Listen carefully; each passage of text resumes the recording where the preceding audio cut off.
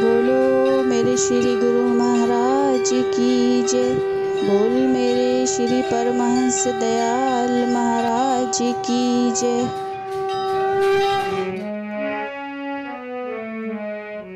ایک روز ارشاد ہوا کہ اورنگزیب سے جب لوگوں نے یہ شکایت کی کہ سرمد فقیر بالکل ادھرمی ہو گیا ہے، حتیٰ کہ اس کو پیغمبر و رسول خدا سے بھی انکار ہے، تو بادشاہ نے فقیر کو بلوایا اور کہا کہ کہو لا الہ الا اللہ۔ فقیر لا الہ الا اللہ کہہ کر چپ ہو گیا، تو بادشاہ نے کہا کہ آگے کیا ہے؟ فقیر نے کہا کہ اس کے آگے کیا ہو سکتا ہے؟ یہ بات سن کر بادشاہ نے اس کے قتل کا فتویٰ دے دیا۔ جب سرمد کو جامع مسجد دلی کے آگے کھڑا کر کے قتل کیا گیا تو اس کے دھڑ نے دونوں ہاتھوں پر اپنے کٹے ہوئے سر کو اٹھا لیا اور مسجد کی سیڑھیوں پر چڑھنا شروع کیا۔ اس وقت تمام شہر میں زلزلہ شروع ہو گیا اور لوگ بڑے بھربھیت ہوئے۔ اتفاق سے بھیڑ میں سے ایک فقیر نے آواز دی کہ سرمد فقیر کو اتنا غصہ درست نہیں۔ یہ سن کر وہ دھڑ فوراً ٹھنڈا ہو کر گر گیا۔ ان کی قبر مسجد کی عین سیڑھیوں کے نیچے بنی ہوئی ہے۔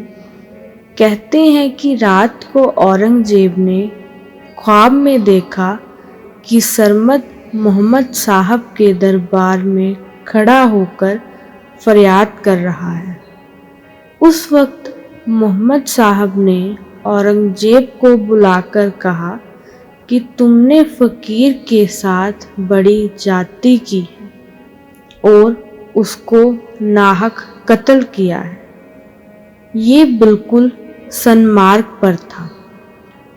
بادشاہ نے خوفزدہ ہو کر جواب دیا کہ میں نے جو کچھ حکم کیا شرع شریف کے بالکل انوکول تھا۔ محمد صاحب نے فرمایا کہ تم بالکل غلطی پر تھے۔ تم پوچھتے تھے کہ لا الہ الا اللہ کے آگے کیا ہے، سو اس کا جواب تو یہی تھا کہ اس کے آگے کیا ہو سکتا ہے۔ تم ہی جواب دو کہ خدا سے آگے کیا ہو سکتا ہے۔ البتہ اگر تم یہ پوچھتے کہ اس کے پیچھے کیا ہے تو وہ جواب دیتا کہ محمد رسول اللہ۔ یہ سن کر اورنگزیب کانپنے لگا اور معافی کا پرارتھی ہوا اور بڑی عرض و منت کی۔ اس کی روندن قبول درگاہ ہوئی، مگر پھر بھی حکم ہوا کہ فقیر کا خون بالکل معاف نہیں ہو سکتا۔ اتنی سزا دی جاتی ہے کہ تم دلی سے بالکل نکل جاؤ اور آئندہ یہاں کبھی نہ آنا۔